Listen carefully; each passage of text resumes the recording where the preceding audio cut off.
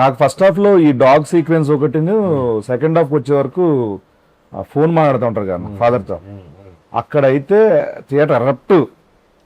అంటే ఫస్ట్ నుంచి ఆ సీన్ కథ విన్న దగ్గర నుంచి సినిమాలో వచ్చే టైమింగ్ అన్నమాట. ఫుల్ కామెడీ చూపించారు ఫస్ట్ హాఫ్ లో.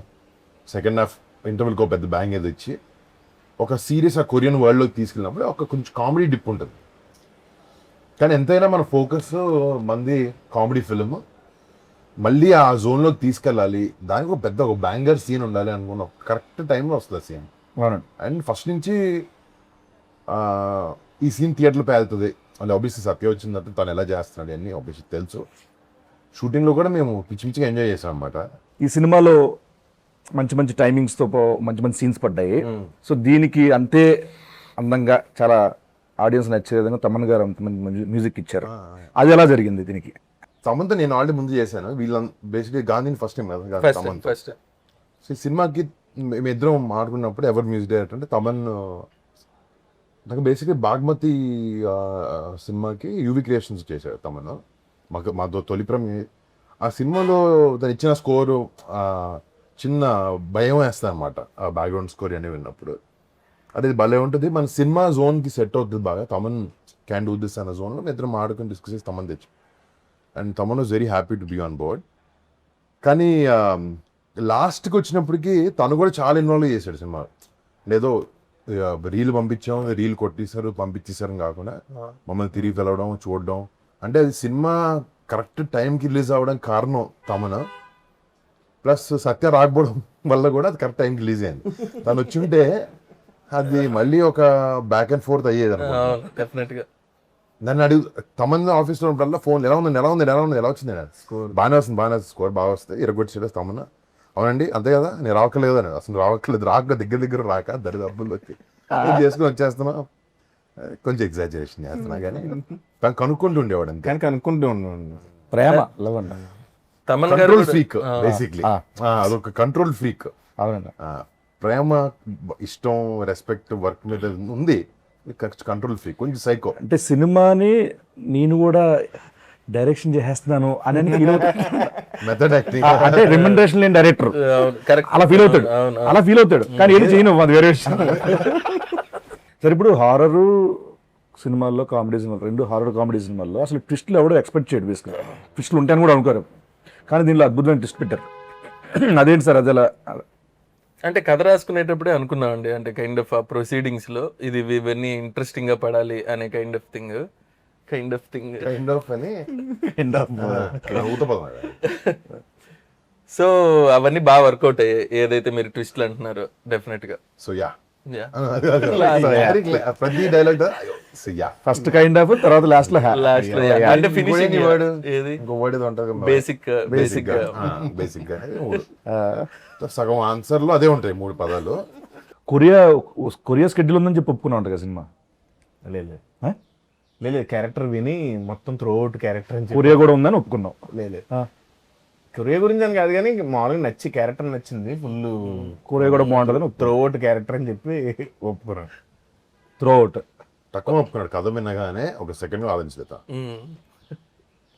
మీరు కూడా చెప్పారు కదా, సత్యం ఉంటేనే సినిమా చేస్తానని చెప్పారు కదా మీరు. అంటే ఆ క్యారెక్టర్ సెట్ అవుతుంది కరెక్ట్ గా, తను తప్ప అంటే కథ విన్నప్పుడు ఫేస్ కనపడుతుంది కదా నీ క్యారెక్టర్కి. అలా నాకు ఎందుకో సత్య కనపడ్డాడు నాకు ఈ క్యారెక్టర్ మాత్రం. అంటే బేసికలీ ఎక్కడైనా కొన్ని సినిమాలు హీరోలు మాకు తెలుసు కానీ బేసికలీ ఎక్కువ సపోర్టింగ్ రోల్ చేస్తాం కదా తెలుసు. ఎక్కడ ఎంతసేపు మాట్లాడినవ్వాలి, ఎక్కడ కంట్రోల్ చేయాలి, ఎంత స్పేస్లో ఉంచాలి, కొన్ని ఉంటాయి, కొన్ని మీటర్స్ ఉంటాయి. మీరు ఫ్రీ హ్యాండ్ ఇచ్చేసారు ఈ సినిమాకి అన్నట్టు అనిపించింది నాకైతే. అంటే ఈ ఆ క్యారెక్టర్ కావాలి అసలు, అలాగే చేసాం అందరం. అదే ఏది ఎవరు తెలియకుండా జరిగింది కాదు సినిమాలో చూసింది, అందరం అనుకునే చేసింది. చిన్నవి ఇప్పుడు ఆ కొబ్బరికెట్ టెంక పగలు కొట్టిన దగ్గర పువ్వు రావడం, లేకపోతే పక్కకి ఇసిరిన తర్వాత ఫాదర్ చెప్పే డైలాగ్ అన్ని డిస్కషన్ చేసాను. నమ్మేది ఏంటంటే ఆయనకి నాకు ఆఫ్ స్క్రీన్ కెమిస్ట్రీ సెట్ అయ్యి ఆఫ్ స్క్రీన్ ఎక్కువ మాట్లాడుకుని మళ్ళీ ఆన్ స్క్రీన్ ఫ్రెండ్స్ కదా, అక్కడికి వెళ్ళిన తర్వాత చాలా ఈజీ అయింది. ఈజీ అయ్యి పంచు నుంచి ఇంకో పంచు అలా మాటం. జుబేద్ అయితే ఆయన చెప్పిందే మొత్తం, అది ఇలా ఎక్స్టెండ్ చేద్దాం నువ్వు చెప్పావు. జుబేదా అన్నది ఒక్కటే నేను చెప్పాను, మిగతాదంతా మీరు చెప్పారు. ఎక్స్టెండ్ చేసిందంతా అంటే ఇద్దరిది ఉంది. నేను మానిటర్ లో చూస్తున్నా ఏం నీకు తెలీదు చేస్తున్నట్టు, తెలీదు అది తెలీదు. ఆ బిట్టు తెలీదు అనుకుని నాకు. చేసాం, అప్పటికప్పుడు అనుకుని చేసాం. అది ఏంటంటే బయట ఉన్న కెమిస్ట్రీ వల్ల వస్తుంది అది. వాటి సడన్ సర్ప్రైజ్ ఇచ్చారు ఆయనకి. అవును. చిన్న చిన్న ఎక్స్టెన్షన్స్ ఏం ఆడుకుంటున్నారు వెళ్ళనే వచ్చి ఏదో అన్నారు ఏంటి అంటే అప్పుడు ఎక్స్ప్లెయిన్ చేసాం. అలా బాగుంది. అందువల్ల కుదిరింది అది అన్ని. నేను నిన్న మా అత్తమ్మతో మాట్లాడాను, మా అత్తయ్య మాట్లాడితే సినిమా చూసారంటే చూసాను, నేను రాత్రి చూసారంట. చూసి సినిమా అంతా చాలా కామెడీ ఉంది, చాలా బాగుంది కామెడీ, అది బాగుంది ఇది బాగుందని చెప్పి క్లైమాక్స్ ఇంకా బాగుంది అన్నది ఆవిడ. బీసీ సెంటర్లోనే అసలు దానికి అసలు వేరే అప్లాస్ దానికి క్లైమాక్స్కి, అది వేరే. అది ఆ బ్యాక్గ్రౌండ్ స్కోర్, తమ్మ గారు ఇచ్చిన బ్యాక్గ్రౌండ్ స్కోర్, మీ పర్ఫార్మెన్సెస్, ఆత్మల తాలూకు ఇది ఫెంటాస్టిక్ వచ్చింది. దానికి ఎలా చేశారు వర్క్ అంతమంది, ఏమనుకున్నారండి దానికి, ఎలా చూపించాలనుకున్నారు అవుట్పుట్ రావడానికి? ఫస్ట్లో క్లైమాక్స్ క్రాక్ చేయడానికి అదొక కామెడీ ఫిలింలో నువ్వు నవ్వించి ఇప్పుడు నీకు ఒక సీరియస్ బ్లాక్ వేస్తా అనేది ఒక పెద్ద స్పీడ్ బ్రేకర్. నార్మల్గా చాలా టఫ్ స్పాట్ అది ఒక కామెడీ ఫిల్మ్లో. ఇప్పుడు సీరియస్ చెప్తుంటే ఇదేంటి కామెడీ ఆపి సీరియస్ చెప్తున్నాడు అన్న ఫీలింగ్ వస్తుంది. లేకపోతే సో ఎలా మనం ఏదైతే ఒక వరల్డ్ తీసుకున్నామో, దెయ్యాలు ఎక్కుతాయి మనుషుల్లోకి, వదులుతాయి, సడన్గా దెయ్యంగా వచ్చి మాడతాడు, ఇవన్నీ, లేకపోతే చిన్న పూజ చేస్తే దెయ్యాలు వశీకరించుకోవచ్చు, ఈ టైప్లో ఉండే వరల్డ్లో ఒక ఆత్మను తీయాలంటే ఎలాంటి క్లైమాక్స్, ఎలాంటి ఒక ఆత్మ ఒక బాడీ నుంచి వదిలి వెళ్ళిపోవాలి అంటే ఎలా క్రాక్ చేద్దాం అనుకున్నప్పుడు గాంధీ వచ్చాడు ఐడియాతో. సో ఆ క్లైమాక్స్ షూట్ ఆబ్వియస్లీ చాలా వరకు గ్రీన్ మ్యాట్లోనే చేసాం దాన్ని. నడుములు, చేతులు, కాళ్ళు అన్నీ కొంచెం లైపోయినాయి. బట్ అది బయటకు రావడానికి ఆబ్వియస్లీ మా విఎఫ్ఎక్స్ సూపర్వైజర్స్ ఒక కొత్త ప్రయోగం చేసాం క్లైమాక్స్. ఒకటి మనకు టైం రెస్ట్రిక్షన్, బడ్జెట్ రెస్ట్రిక్షన్ అన్నీ ఉన్నాయి, కానీ ఈ డిఫరెంట్ ఎక్స్పీరియన్స్ ఇవ్వాలనే దాంట్లో what ever that blue colour and orange colour substance, ఒక ఇద్దరు ఆత్మలు కొట్టుకుంటే ఎలా ఉంటుంది అని ఒక క్లైమాక్స్. అట్లీస్ట్ ఇట్స్ పాయింట్గా ఇట్స్ సంథింగ్ న్యూ. కొంతమందికి అది టాకీగా అనిపించవచ్చు, కొంతమందికి అది చాలా అద్భుతంగా అనిపించవచ్చు, but we feel that is the right climax. Illogical గా ఏముండదు. నీకు హీరో కొరియా బయలుదేరేటప్పుడు తల్లి కాలభైరవుడు మన కులదైవం అనిపిస్తుంది. సో ఆయన ఆశీర్వాదం ఉందనేది చూపిస్తాం లాస్ట్ క్లైమాక్స్. ఆ డౌట్ అడగలేదు, చెప్తున్నా మామూలుగా లాజికల్ అంటే లాజికల్ గా ఉండదు అసలు ఆత్మ బయటకు వచ్చి కొట్టుకోవడమే లాజిక్ కాదు కదా. కాదు మరి ఇంకేముంటుంది అసలు. బేసికల్ నేను సినిమా చూడండి, సగటు ప్రేక్షకుడు చూస్తే ఏమి రావు, ఎమోషన్తో కనెక్ట్ అవుతారు. ఎప్పుడైతే తమన్ మ్యూజిక్ ఇచ్చాడో it look different, it fell different. Experience theatre లో బాగా వర్కౌట్ అయింది. అది ఎమోషనల్ గా పీక్ వెళ్ళింది లాస్ట్ షాట్స్ అంతా.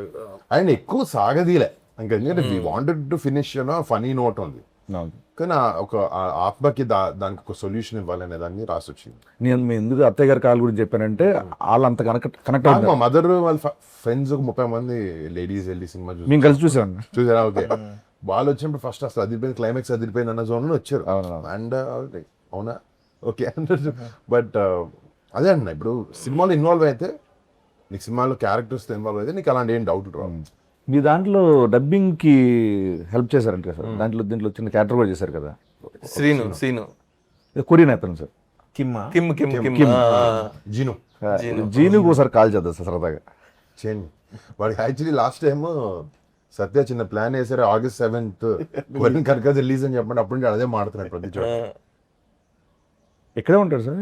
ఢిల్లీలో ఉంటాడు. కంసామిదా.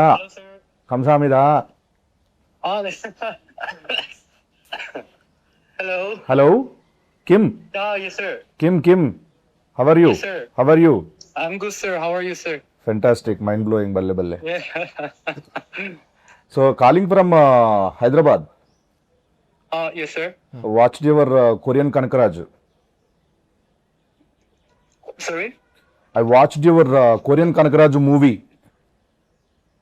I will go to watch tomorrow. Okay, but it was fantastic. with Your your, role is fabulous, wonderful. Voracious.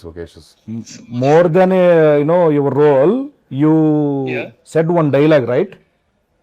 Yes For sir. promotional video. Yes, sir. Korean Kanakaraju releasing on August 7th. Yeah, the in Telugu. Yes, sir. Yes, that was fantastic. What a modulation, what a expression. Director చూసారు. Thank you, sir. Thank you so much. Yeah, one of my Happy to hear that. friend, he's the director in Tollywood. Yes, sir. So he's very impressed with your acting skills. Okay, sir. Yeah, he want to hire as a hero for his upcoming film. Yes, sir. So are you interested in acting? Of course, sir. Of course, I'm interested. No, only full course, course, actually, sir. not of course. Hello? Yeah. Sir, fully, of course, Yeah. I'm very interested in, Only sir. of course, okay. So are you ready to do this movie? Yeah, I'm ready, sir. You're ready. Okay, fantastic. Okay, for this movie, we are how much remuneration you're expecting for this movie? We are giving you 2 CR for whole movie. For whole movie. Yes, sir. Yeah, producer is here. Yes, sir. Producer will tell you more details about this film. So producer, sir, Kim online. Hello, sir. Hello Kim. Yes, sir. This is Kim, sir. Yeah do you remember me? My voice, I'm so sorry, sir. Tell me who I am. I don't know, sir. Another voice. Sorry. Hi Kim, how are you? I'm good. How are you, sir? ఇది ఎలా ఉందని charge పెడతావు మాట్లాడతా I'm sorry. మీరు చెప్పండి. Kim, hi Kim, how are you? We just Kim just called to say hi. People are loving what you did in the movie. Varun here. Varun. Yeah. Hello, bro. Hi. We're doing good. Movie's doing well. Thanks to your promotion that you did. No, I did nothing. Thank you so much. Thank you so much. And that was Satya trying to pull your leg all this while. Okay. All right, thank you, man. Take care. Yeah. Be here, Satya. You got it right. Yeah. All right. Thanks, man. See you. Bye-bye. ఓవరాల్గా దీనికి చేసిన support కానీ నీ character కానీ చాలా అద్భుతం పేలింది సత్య. I'm చాలా హ్యాపీనే అయితే. ఈ సెకండ్ హాఫ్లో ఆ వీడియో కామెడీ ఉంది కదా, అక్కడ నేను అసలు చాలా ఫుల్ ఫిదా. సో దానికి గాను ఇంత బాగా ఎంజాయ్ చేస్తున్నారు కాబట్టి ఆడియన్స్ నువ్వేం చెప్పాలనుకుంటున్నావు? వినమ్రతతో నిజంగా థ్యాంక్ యూ సో మచ్ అండి తెలుగు ప్రేక్షకులందరికీ. నవ్వకుండా జెన్యున్గా చెప్పు. తెలుగు ప్రేక్షకులందరికీ నవ్వకుండా చెప్పు, ఎలా చెప్పాలి చూడు. చాలా థ్యాంక్స్ అండి. చాలా థ్యాంక్స్ అండి. సినిమా చూసిన ప్రతి ఒక్కరికి, అలాగే ఫోన్లు చేసి నాకు చెప్పారు. చాలా థ్యాంక్ యూ సో మచ్ అందరికీ. మా సినిమా ఎంత మంచి సక్సెస్ చేసిన వాళ్ళందరికీ. సార్ ఏమన్నారు నిన్న, బాస్ ఏమన్నారు నిన్న మన సక్సెస్ మీట్లు ఏమన్నారు? నిజంగా శిరస్సు వంచి మనం చెప్పాలని చెప్పారు. అలా చెప్పమని నీట్గా. ముందుగా నేను ఆయన బాస్కి చెప్పు కాదు, నిజంగా నేను హ్యాపీ. నువ్వు ఒకవేళ అక్కడ ఉంటే, సక్సెస్ మీట్లో ఉంటే, మేబీ సత్య చాలా బాగా చేశారు, పక్కన నుంచి పెట్టుకుని మాట్లాడేవాళ్ళము. షూటింగ్ అయిపోయింది, అప్పటికే అయిపోయి ఆయన మాడే టైంకి నేను లైవ్ చూస్తున్నాను. నిజంగా లైవ్ చూస్తున్నా నాతో మాడుతున్నట్టుంది ఆయన. అవును, నువ్వు నన్ను చూస్తున్నావు అని చెప్పి నన్ను అడ్రస్ చేశారు. నాకు నిజంగా నేను చిన్నప్పటి నుంచి, అంటే చిన్నప్పుడు నాకు తెలిసి వెళ్తే మామూలుగా అందరూ ఫ్యాన్స్ ఉంటారు, చాలామంది ఫ్యాన్స్ ఉంటారు, బోల్డ్ మంది ఆయన కలిసి ఉంటారు. చూసినప్పుడు నేను చిన్నప్పుడు మా ఇంట్లో వాళ్ళు చెప్పేవారు, చిన్నప్పుడు చిరంజీవి గారు కనపడితే నేను సీట్లోంచి లేచి ఇలా ఇలా ఇలా అంటూ ఉండేవాడిని, రియాక్ట్ అయ్యేవాడిని. అలాంటి వాడిని నేను. ఆయన అంటే చాలా ఇష్టపడి, ఒక ఆరాధ్య దైవం నాకు. నిజంగా ఆయన్ని వచ్చి కలిసినప్పుడే ఫస్ట్ అదే బోనస్ అనుకున్నాను నేను. అలాంటిది నాకు ఆయన చెప్పడం నిజంగా కళ్ళం నీళ్ళు వచ్చింది. నాకు చాలా ఫీల్ అయ్యాను. చాలా బాగా. నాకైతే ఒక అచీవ్మెంట్ ఇది. నిజంగానే అది నిజంగా ఇది ఒక అచీవ్మెంట్ కింద ఫీల్ అయింది. అది మాత్రం హానెస్ట్గా చెప్పేది ఏంటంటే, నిజంగా నా మెగాస్టార్కి థ్యాంక్ యూ సో మచ్ అండి. సార్ ఎందుకంటే ఇన్స్టాగ్రామ్లో అక్కడ ఉన్నాడు, ఉన్నా కూడా వేరే. ఇప్పుడు మన సత్య ఏడి పాపం డాడీ తనకి రావాలంది, నాతో ఫోన్లో మాట్లాడు, అది ఇంట్లో వాళ్ళందరినీ తీసుకొస్తాను అన్నాడు. అవును, కానీ షూటింగ్ లో పాపం బిజీగా ఉన్న వల్ల అయిపోయాడు. ఇవన్నీ నేను కూడా పిఆర్ చేశా. అక్కడ చేస్తే ఆయన సత్యతో మైక్ లో మాట్లాడి ఏంటండి కాదు ఇప్పుడు నేను చెప్పబోతున్న షూటింగ్ లో ఉన్న ఇరుక్కున్న ఎవరు చెప్తారు? పైగా నేను కూడా ఫేక్ గా కాదు, ముందు రోజు రాత్రి ఆయన వస్తారు నెక్స్ట్ డే అంటే మీ ఇద్దరం కూర్చుని చాలా ఎక్సైట్ అయ్యి ఇలా చేద్దాం ఇలా మాట్లాడదాం అన్నీ అనుకున్నాం. బట్ అన్ఫార్చునేట్లీ దానికి కుదరలేదు. దీనికి కూడా ఎందుకంటే పిఆర్ ఎందుకని అంటున్నా, వీడు ఒకసారి చరణ్ అన్నయ్యతో ఎక్కడి నుంచి ఫ్లైట్లో వచ్చాడు, నాకు ఆడు పెట్టాడు, చాలా బాగుందిరా ఇది షేర్ చేసి, నాకు అకౌంట్ లేదు కదరా అన్నాడు. అమాయకత్వం ఇరిగించో.